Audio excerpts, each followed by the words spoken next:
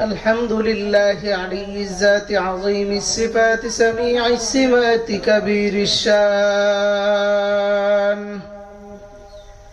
جليل القدر رفيع الذكر مطاع الأمر جلي البرهان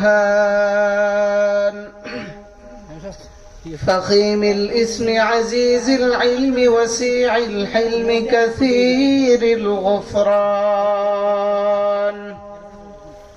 جميل الثناء جزيل العطاء مجيب الدعاء أميم الإحسان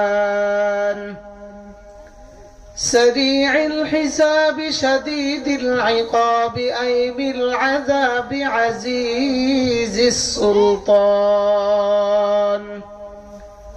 ونشهد أن لا إله إلا الله وحده لا شريك له ونشهد أن سيدنا وسندنا وحبيبنا وحبيب ربنا وطبيبنا وطبيب قلوبنا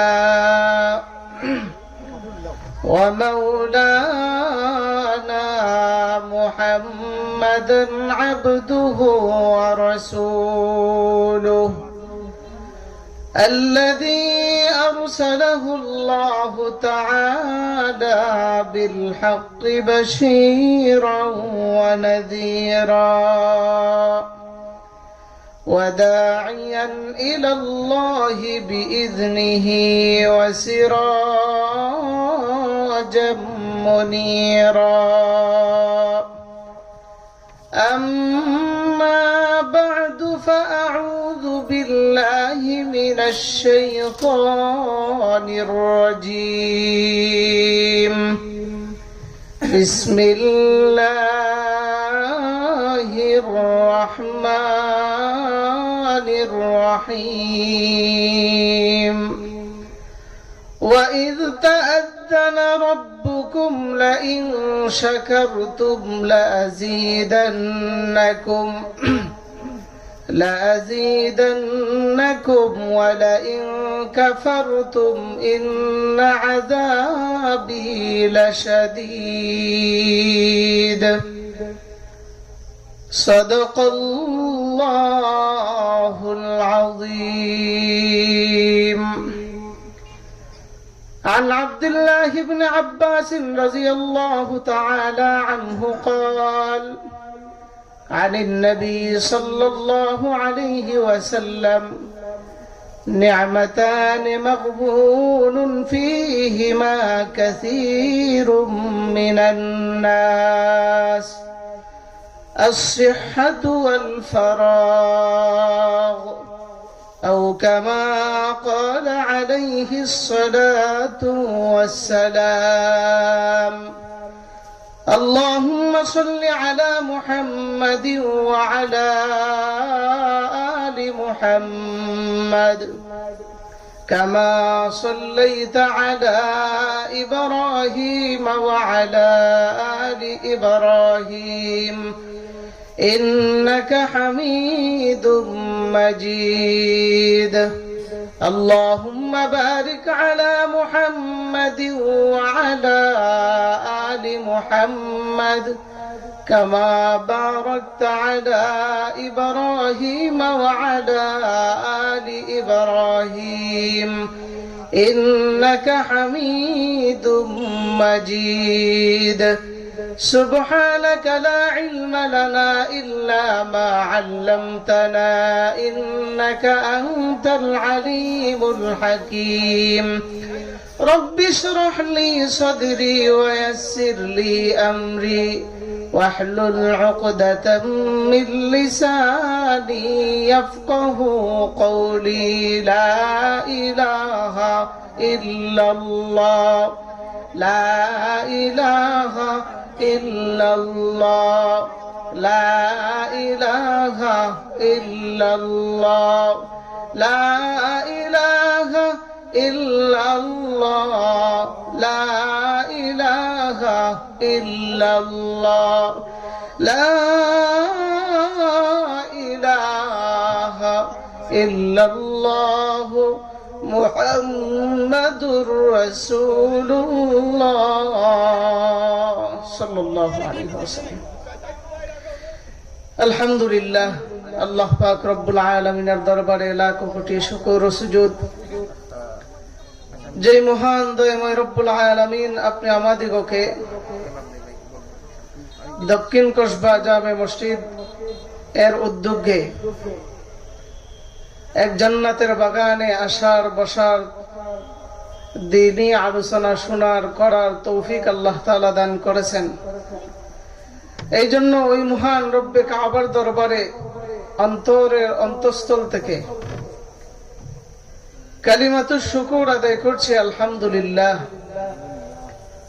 আর অত্যন্ত শুকরিয়ার বিষয় যে আল্লাহ পাক রব্বুল আলামিন আমাদেরকে সুস্থতা নামক নিয়ামত দিয়া আল্লাহ তাআলা এই জান্নাতের বাগানে আসার তৌফিক দান করেছেন। এটা আল্লাহর পক্ষ থেকে আমাদের উপর অনেক বড় একটা নিয়ামত। কারণ এখন যে সময়টা চলতেছে, এই সময়টাতে বিশ্বের প্রত্যেকটা হাসপাতালে রোগী আছে না নাই? আছে। ছোট বাচ্চা থেকে বৃদ্ধ পর্যন্ত অসুস্থ অবস্থায় এখনো হাসপাতালে আছে। এই সমস্ত লোক থেকে আল্লাহ তাআলা আমাদেরকে বাছাই করেছেন, মায়া করছেন, মহব্বত করছেন বিদায় আমরা এই জান্নাতের বাগানে আসতে পেরেছি। এই জন্য আমাদের জন্য কর্তব্য হলো আল্লাহ তাআলার দরবারে শুকরিয়া আদায় করা। আল্লাহর মুমিন বান্দারা যত আল্লাহ তাআলার দরবারে শুকরিয়া আদায় করবে তত আল্লাহ তাআলা তাদের উপর খুশি হন। সুবহানাল্লাহ। আর খুশি হইয়া কি করেন? আল্লাহ তাআলা নিয়ামত খুশি হইয়া আরো বাড়ায় দেন, বৃদ্ধি করে দেন। আর যারা নাশুকর বান্দা, আল্লাহ তাআলার দরবারে নিয়ামতের শুকরিয়া আদায় করতে তারা পছন্দ করে না, তাদের কাছ থেকে আল্লাহ নিয়ামত ছিনায় নিয়ে আসে, উঠায় নিয়ে আসে। এই জন্যই জীবনের যে কোনো মুহূর্তে যেই অবস্থায় থাকেন, সর্ব অবস্থায় আল্লাহ তাআলার দরবারে শুকরিয়া আদায় করা এটা আমাদের জন্য কর্তব্য। যে জান্নাতের বাগান আমরা বসতে পেরেছি, এই জান্নাতের বাগানটা কত বড় মূল্যায়ন, কত বড় মূল্যবান, কত বড় গুরুত্ব একমাত্র ওই সময় বোঝা যাবে যে সময় আল্লাহ পাক রব্বুল আলামিন আপনি আমাদিগকে হাসরের মাঠে দাঁড় করাইবেন হিসাব নিকাশের জন্য। যখন বান্দার আমলনামা খুঁজবে, খোঁজার পরে যখন দেখবে যে বান্দা জান্নাতে যাওয়ার জন্য কোনো রাস্তাই নাই, সব আমল বন্ধ হয়ে গেছে, দুনিয়াতে শুধু ঘুরছে ফিরছে খাইছে, আখিরাতের দিকে সে পাবন্দি হয় নাই, তখন সর্বশেষ আল্লাহ পাক রব্বুল আলামিন ফেরেশতাদেরকে বলবেন, ও ফেরেশতারা, আমার বান্দাকে ভালো করে সার্চ করো, দেখো তার কোনো চিপায় চাপায় আমল লুকায়িত আছে কিনা। তখন বান্দারা এই অবস্থায় যখন দাঁড়িয়ে থাকবে, ফেরেশতারা সার্চ করা শুরু করবে, তার মাথা থেকে পা পর্যন্ত যখন সার্চ করবে, এক পর্যায়ে আল্লাহর দরবারে বলবে, আল্লাহ তোমার বান্দার জিহ্বার নিচে একটা আমল পাইছি। সুবহানাল্লাহ। বলে কি আমল? তখন বলবে, আল্লাহ দুনিয়ার জমিনে তোমার বান্দা যা মন চাতাই করছে, মন গড়া জিন্দেগি পরিচালনা করছে, কখনো তোমার ভয় ভীতি নিয়ে সে সামনে আগায় নাই। কিন্তু একদিন দক্ষিণ কসবা জামে মসজিদের উদ্যোগে একটা মাহফিল হয়েছিল, ওই মাহফিলের মধ্যে তোমার বান্দা বসছিল, ওলামায়ে কেরাম আসছিল, কোরআন এবং হাদিস থেকে তারা আলোচনা করছিল।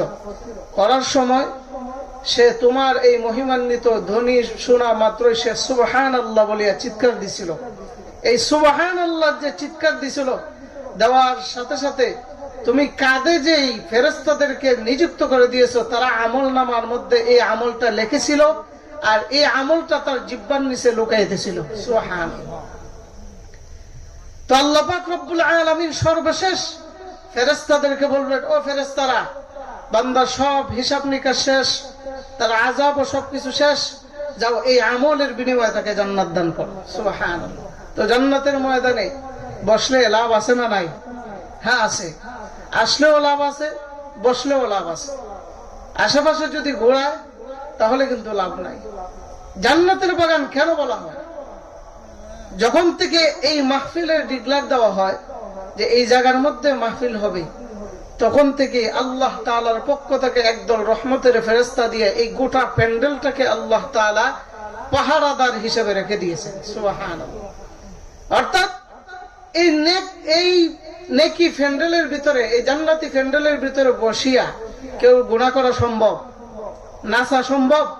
গান গাওয়া সম্ভব? সম্ভব নয়। দুনিয়ার যত ফাহেসা গুনার কাজ আছে এই প্যান্ডেলের ভিতরে করা সম্ভব নয়। এই জন্য এটাই জান্নাতের বাগান। কারণ এটা এমন এক জান্নাতের বাগান, এখানের মধ্যে কোরআন এবং হাদিস থেকে আলোচনা করা হবে, বান্দাগণ শুনবে, আল্লাহ তাআলার ভয় ভীতি তাদের ভিতরে ঢুকাবে।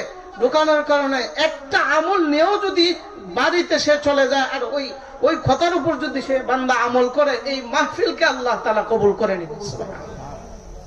এই জন্যই জান্নাতের বাগানের গুরুত্ব অনেক বেশি।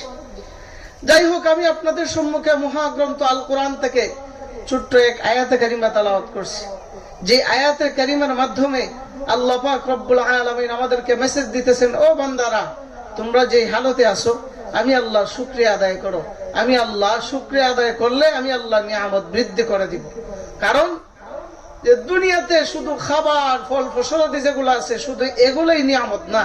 আমার হাত একটা নিয়ামত, পা একটা নিয়ামত, চক্ষু একটা নিয়ামত, জিহ্বা একটা নিয়ামত, টুট একটা নিয়ামত, অল বডিতে যা কিছু আছে সবকিছুই আল্লাহ পাকের পক্ষ থেকে আমাদের উপর একটা নিয়ামত আল্লাহ তাআলা দান করেছেন।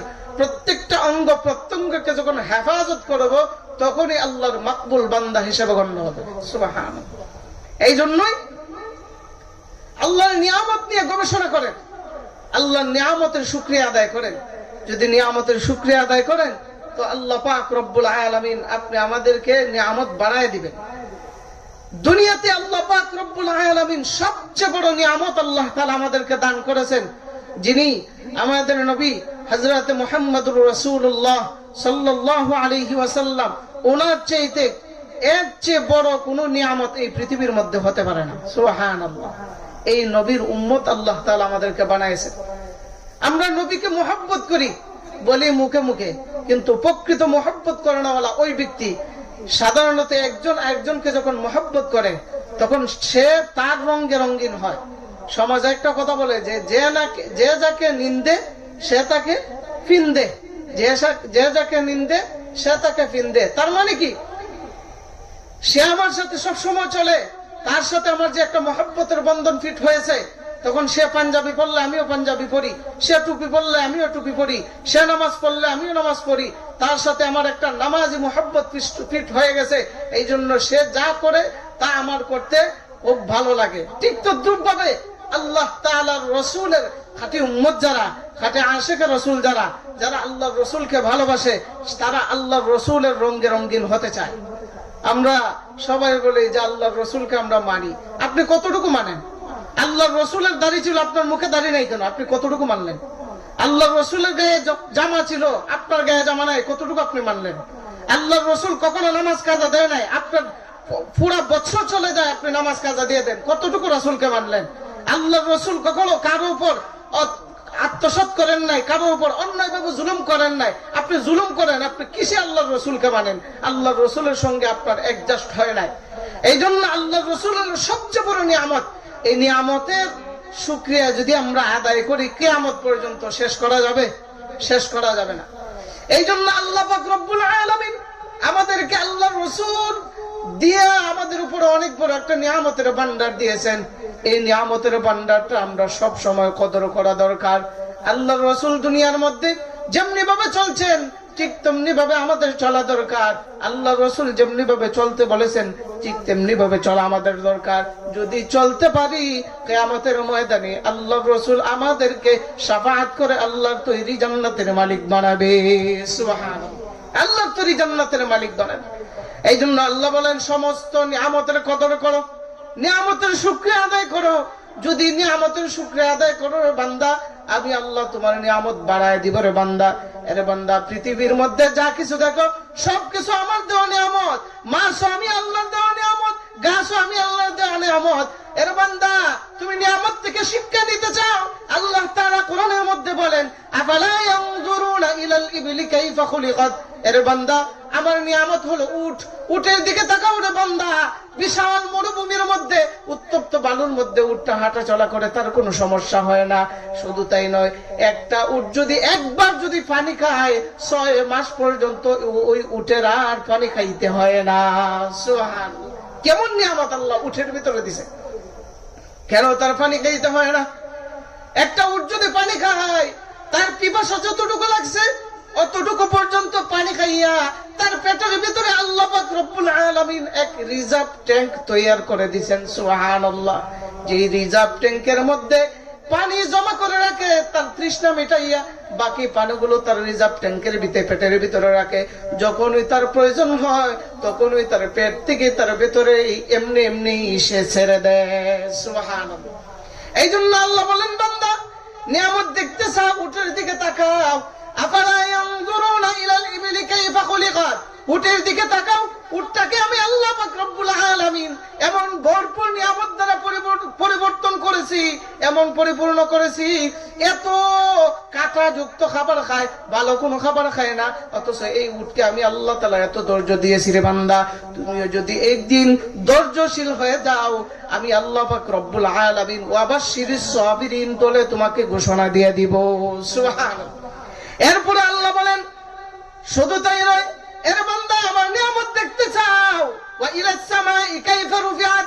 এর বান্দা, আসমানের দিকে তাকাও। এই বিশাল আসমানটাকে আমি আল্লাহ পাক রব্বুল আলামিন এমন সুন্দর করে সাজিয়ে রেখেছি, এমন সুন্দর সাজ সিস্টেম করে দিয়েছি। শুধু একটা নয়, দুইটা নয়, একটা নয়, দুইটা নয় আসমান। আল্লাহ তাআলা কোরআনের মধ্যে বলেন, আল্লাযী খালাকা সাবআ সামাওয়াতিন তিবাকা মা তারা ফি খালকির রহমানি মিন তাফাউত ফারজি'ল বাসার হাল তারা মিন ফুতুর। আল্লাহু আকবার। আল্লাহ তাআলা বলেন, আল্লাযী খালাকা সাবআ সামাওয়াতিন তিবাকা। আরে আসমান আমি একটা বানাই নাই, দুইটাও বানাই নাই। আসমান আমি আল্লাহ পাক রব্বুল আলামিন প্রায় 7টি আসমান আমি আল্লাহ বানাইলাম। সুবহান। এই আসমান এত সুন্দর করে বানাইলাম। এর বান্দা দেখো, আসমানকে এত সুন্দর ছাদ হিসেবে দিলাম, কিন্তু কোনো কুঠি নাই। যদি কুঠি থাকতো, বর্তমান জমানায় এমন মুনাফিক মার্কা মুসলমান আছে, শেষ পর্যন্ত আল্লাহর উপর নাশুকর হইতে হইতে গিয়া আসমানের কুঠির উপর আঘাত করলো কি করলো না? আঘাত করলো কি করলো না? এমন নাফরমান দুনিয়ার জমিনে আছে না নাই? এই নাফরমান গুলা এইভাবে আঘাত করতে থাকে। আল্লাহ তাআলা বলেন, 2 নম্বর, যদি আমার নিয়ামত দেখতে চাও রে বান্দা, আসমানের দিকে তাকাও। আমি আল্লাহ আসমানটাকে এত সুন্দর সুসজ্জিত করলাম, ছাদ হিসেবে তৈরি করলাম রে বান্দা। তাকাও, আকাশের দিকে তাকাও, আমি আল্লাহর নিয়ামত দেখতে পারবা। 2 নম্বর। 3 নম্বর হলো আল্লাহ বলেন, ওয়া ইলাল জিবালি কাইফা রুফিআত। এর বান্দা, তুমি পাহাড়ের দিকে তাকাও। এত বিশাল বিশাল পাহাড় দিয়েছি রে বান্দা, দেখো নিয়ামতের অভাব নাই। আল্লাহ তাআলা বলেন, বান্দা নিয়ামতের অভাব নাই, কত দেখতে চাও রে বান্দা? পাহাড়টাকে এমন সুন্দর আমি আল্লাহ বসায় রেখেছি। সাধারণত আমরা যদি কোনো নৌকা তৈরি করি, নৌকা তৈরি করার পর ওই নৌকাটা যাতে একসাথে এক জায়গায় কাঠটা জড়ো হইয়া একসাথে সুন্দরভাবে চলতে পারে, পানি না উঠতে পারে, এর জন্য আমরা কি দেই? লোহা দেই। লোহা দিয়া এক জায়গায় কি করি? জোড়া লাগাই। জোড়া লাগাইয়া সুন্দরভাবে যাতে পানির মধ্যে সে চলতে পারে, পানি যাতে না উঠে, ছিদ্র যাতে না থাকে, সুন্দর করে তাকে একদম সুন্দর করে পানির মধ্যে ছেড়ে দেয়, যাতে আর কোনো পানি না ওঠে। ঠিক তদ্রুপভাবে আল্লাহ পাক রব্বুল আলামিন বলেন, আমি যখন পৃথিবী সৃষ্টি করলাম, সৃষ্টি করার পর পৃথিবীটা নড়াচড়া করে, এখন কি করব? আল্লাহ পাক রব্বুল আলামিন বলেন, বিশাল বিশাল পাহাড় দিয়া আমি আল্লাহ জমিনের মধ্যে ফেরাক মেরে দিলাম, যেন এই পৃথিবীটা যেন আর নড়াচড়া না করতে পারে। সুবহানাল্লাহ। এই জমিনটাকে আমি আল্লাহ এমন সুসজ্জিত করলাম রে বান্দা, এর বান্দা দেখো জমিনের উপর বিশাল বিশাল পাহাড় দিলাম, দেখো আমার নিয়ামত, শুকরিয়া আদায় করো। আমি আল্লাহ শুকরিয়া আদায় করলে নিয়ামত বৃদ্ধি করে দিব রে বান্দা। শুধু তাই নয়, আল্লাহ তাআলা বলেন আল্লাযী জাআলা লাকুমুল আরদা ফিরাশাও ওয়াস সামাআ বিনাআ।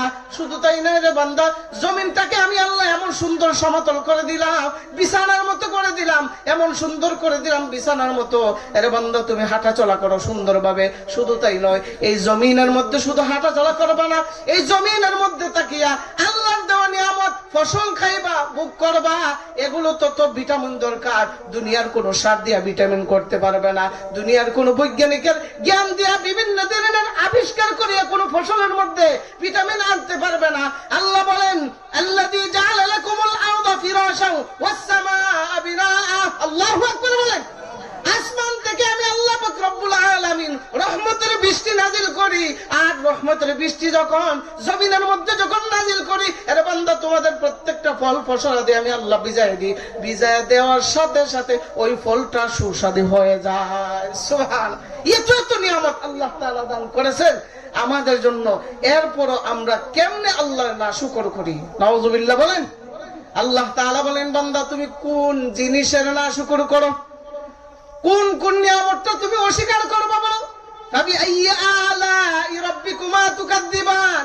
এর বান্দা তুমি কোন নিয়ামতটা অস্বীকার করবা? এর বান্দা তুমি যে দুনিয়াতে আগমন করেছো, এটা তোমার জন্য অনেক বড় একটা নিয়ামত। কারণ মানুষ ইচ্ছা করলেই কি দুনিয়াতে আসতে পারবে? ইচ্ছা করলে কি দুনিয়াতে আসতে পারবে? যদি বলে না, দুনিয়াতে তো আল্লাহ আমাকে আগমন করায় নাই, আমার মা বাবার মাধ্যমে আল্লাহ তাআলা দুনিয়াতে আগমন করাইছেন। হ্যাঁ, তোমার মা বাবা যদি দুনিয়াতে আগমন করায় থাকে, যদি বলো আল্লাহ আমাকে আগমন করায় নাই, আমার মা বাবা আগমন করাইছে, বলেন তো দুনিয়াতে এমন স্বামী স্ত্রী আছে নাই যার গর্ভে কোনো সন্তান নাই, দুনিয়াতে সন্তান আসি নাই? এমন স্ত্রী আছে না নাই? এমন স্বামী স্ত্রী আছে না নাই তার কোনো সন্তান নাই? এটা একমাত্র আল্লাহ তাআলাকে দিক। এর বান্দা তুমি এমন একটা অবস্থায় ছিলা রে বান্দা, ওই জায়গা থেকে আল্লাহ পাক রব্বুল আলামিন তোমাকে সুসজ্জিত করিয়া সুন্দর করে গঠন দিয়া দুনিয়াতে পাঠাইছে রে বান্দা। এটা তোমার জন্য অনেক বড় একটা নিয়ামত। আল্লাহর দরবারে তুমি শুকরিয়া আদায় করো, কারণ যদি শুকরিয়া আদায় না করো বান্দা, আমার আল্লাহর দরবারে তুমি ধরা পড়ে যাবা। সুবহানাল্লাহ বলেন। এই জন্য আল্লাহ বলেন বান্দা আমার নিয়ামত তুমি অস্বীকার করিও না, আমার নিয়ামতের শুকরিয়া আদায় করো। যদি আমার আল্লাহর নিয়ামতের শুকরিয়া আদায় করো, আল্লাহ বলেন লাইন শাকারতুম লাযীদান্নাকুম ওয়া লাইন কাফারতুম ইন্না আযাবি লাশাদীদ। যদি শুকরিয়া আদায় করো তাহলে আমি আল্লাহ নিয়ামত বৃদ্ধি করে দেব, আর যদি শুকরিয়া আদায় না করো তাহলে আমি আল্লাহ পাক রব্বুল আলামিন তোমাদের কাছ থেকে নিয়ামত তো চিনে আনবেই, কঠিন আযাবেরও ব্যবস্থা রেখেছি। বলেন নাউযুবিল্লাহ। এই জন্য আল্লাহ পাক রব্বুল আলামিন এই দুনিয়াতে আমাদেরকে পাঠাইছেন, নিয়ামত দিয়েছেন। আমাদের নিয়ামতের শুকরিয়া আদায় করা দরকার আছে না নাই? আছে না নাই? এই জন্য নিয়ামতের শুকরিয়া আদায় করতে হবে। আল্লাহ পাক রব্বুল আলামিন দুনিয়াতে পাঠাইছেন একমাত্র আল্লাহ তাআলার গোলামি করার জন্য, অন্য কোনো মাকসাদ নেই, অন্য কোনো উদ্দেশ্য নাই, একমাত্র আল্লাহ তাআলার গোলামি করার জন্য। আমার তেলাওয়াতকৃত হাদিসে আল্লাহ রাসূল বলেন, যে নিয়ামতের ব্যাপারে আল্লাহ রাসূল বলতেছেন, আল্লাহ রাসূল বলেন দুইটা নিয়ামতের ব্যাপারে মানুষ একদম উদাসীন, একদম অক্ষম হয়ে থাকে।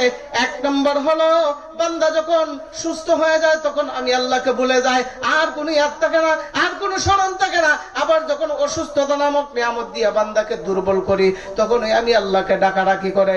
আর সুস্থ যখন হয়ে যায় তখন বান্দা অবহেলার মাধ্যমে তার জিন্দেগি কাটায় দেয়। আছে না নাই? দুই নম্বর হলো বান্দা যখন অবসরতার জিন্দেগি পায় তখন ওইটা সময় কাজে লাগায় না, ওইটা লোভ লালসার মাধ্যমে নিজের জিন্দেগির মাধ্যমে একদম অসাধু ভাবে কাটায় দেয়, আর আল্লাহর ভয়ভীতি তার ভিতরে ঢুকে না। এই জন্য আল্লাহ রাসূল বলেন এই দুইটা ব্যাপারে মানুষ একদম অক্ষম হয়ে যায়, মানুষ একদম ঢিলা হয়ে যায়, এই দুই দিকে আগায় না।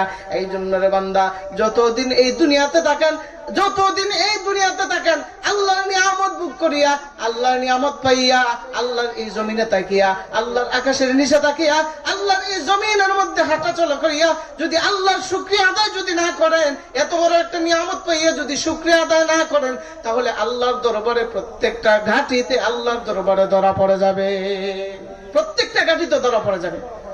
এই জন্যই দুনিয়ার প্রত্যেকটা মিনিট, প্রত্যেকটা সেকেন্ড যা কিছু আছে সব আল্লাহর পক্ষ থেকে আমাদের উপর একটা নিয়ামত। মানুষ ইচ্ছা করলে একটা মিনিট ভালো জিন্দেগি কাটাবে, তার দ্বারা সম্ভব নয়। মানুষ যত সুখে থাকুক, এটা আল্লাহর পক্ষ থেকে তার উপর একটা নিয়ামত। মানুষ ইচ্ছা করলে একটা মিনিট সে সুখে থাকতে পারে না। হাজার কোটি কোটি টাকা হলো সে সুখে থাকতে পারে না, কারণ সুখ দেওয়ার মালিক কে? একমাত্র আল্লাহ। আল্লাহ ছাড়া কেউ কাউকে সুখ দিতে পারে না। আপনার টাকা আপনাকে সুখ দিবে না, আপনার ছেলে সন্তান আপনাকে সুখ দিবে না। এমনও অবস্থা হইতেছে যে টাকা আগুনে পুড়িয়া সব শেষ, সে একদম ভিখারি হয়ে গেছে রাস্তার। ঢাকায় মাঝে মধ্যে দেখেন না, বড় বড় বিল্ডিং এ আগুন লাগে। যখন আগুন লাগে তখন ব্যবসায়ীদের টাকা পুড়িয়ে একদম সাইকার হয়ে যায়। তখন বলে কি যে আমি একদম নিঃস্ব হয়ে গেলাম, একদম নিঃস্ব হয়ে গেলাম। দুনিয়াতে আপনি টাকা হারে গেলে আপনি বলেন নিঃস্ব হয়ে গেছেন, অথচ আল্লাহ রসুল কি বলেন? আল্লাহ রসুল সাহাবায়ে কেরামদেরকে বলতেছেন, হে সাহাবায়ে কেরাম, তোমাদের মধ্যে সবচেয়ে দরিদ্রকে, নিঃস্বকে বলো তো। সাহাবায়ে কেরাম বলতেছে, ইয়া রাসূলুল্লাহ, ইয়া হাবিবাল্লাহ, যার ঘর বাড়ি নাই, যার টাকা পয়সা নাই, যার ছেলে সন্তান নাই, যার কোনো কিছুই নাই, সে একদম নিঃস্ব, সে একদম গরিব। আল্লাহর রাসূল বলেন, সাহাবায়ে কেরাম, সে কখনো গরিব হতে পারে না, সে কখনো গরিব হতে পারে না, সে কখনো নিঃস্ব হতে পারে না। ওই সমস্ত বান্দা নিঃস্ব, ওই সমস্ত বান্দা গরিব যে বিশাল নেকের পাহাড় লইয়া আখিরাতের ময়দানে উঠবে। ওই সময় বান্দা দুনিয়ার থাকতে অন্যের হক মারার কারণে, দুনিয়ার থাকতে এমন গুনাহ করার কারণে, ওই দিন বান্দা তার আমলনামা থেকে নেকগুলা ওই বান্দাদেরকে দিয়া গুনাহগুলা সে সংগ্রহ করবে। ওই সময় সবচেয়ে বড় গরিব হলো ওই বান্দা। সুবহান, সবচেয়ে বড় গরিব হলো ওই বান্দা। কারণ ওই দিন এমন নিঃস্ব হইবে বান্দা যে ওই দিন কেউ কাউকে হেল্প করার মতো, কেউ কাউকে হেল্প করার মতো দাঁড়াবে না। সবাই সবার থেকে কি করবে? পলায়ন করবে। কি করবে? ভাই ভাই থেকে পলায়ন করবে, ছেলে তার বাবা থেকে পলায়ন করবে, বাবা তার ছেলে থেকে পলায়ন করবে, মা তার সন্তান থেকে পলায়ন করবে, সন্তান তার মা থেকে পলায়ন করবে। এইভাবে শুধু পলায়ন করতে করতেই যাবে, করতে যাবে। আল্লাহ তাআলা কোরআনের মধ্যে বলেন, ইয়াউমা ইয়াফিরুল মারউ মিন আখিহি ওয়া উম্মিহি ওয়া আবিহি ওয়া সাহিবাতিহি ওয়া বানি। আল্লাহ তাআলা বলেন, ওই দিন তার ভাই থেকে পলায়ন করবে, সন্তান তার মা থেকে পলায়ন করবে, মা তার সন্তান থেকে পলায়ন করবে, বাবা তার ছেলে থেকে পলায়ন করবে, ছেলে তার বাবা থেকে পলায়ন করবে। কারণ ওই সময় সব সময় মানুষ নফসি নফসি বলে ওই জিন্দেগি তাকে কাটাবে। ওই যে একটা হাসরের ময়দানে, এইটা এমন একটা কঠিন অবস্থা হবে, কঠিন অবস্থা হবে। ওই সময় একজন আরেকজনকে জীবনে কখনো পরিচয় দিবে না।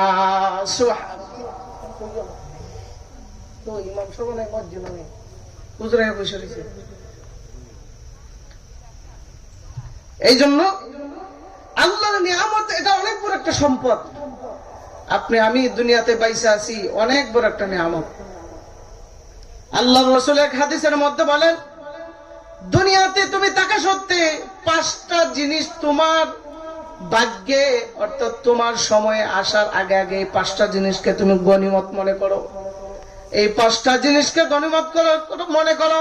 1 নম্বর হলো বার্ধক্য, অর্থাৎ বৃদ্ধ অবস্থায় আসার আগে আগে তোমার যৌবন কালকে তুমি হেফাজত করো, যৌবন কালকে তুমি আঁকড়ে ধরো, যৌবন কালকে তুমি গনিমত মনে করো। যৌবন কালটা অনেক বড় একটা সম্পদ। যৌবন কালে যদি আপনি একটা আমল করেন, ওই আমলের পাওয়ারটা এত বেশি, কিয়ামতের ময়দানে যখন আপনার আমলের ঘাটতি থাকবে, যৌবন কালের ইবাদত দিয়া, এক্সট্রা ইবাদত দিয়ে আল্লাহ তাআলা ওই ঘাটতি পূরণ করে দিবেন। সুবহানাল্লাহ।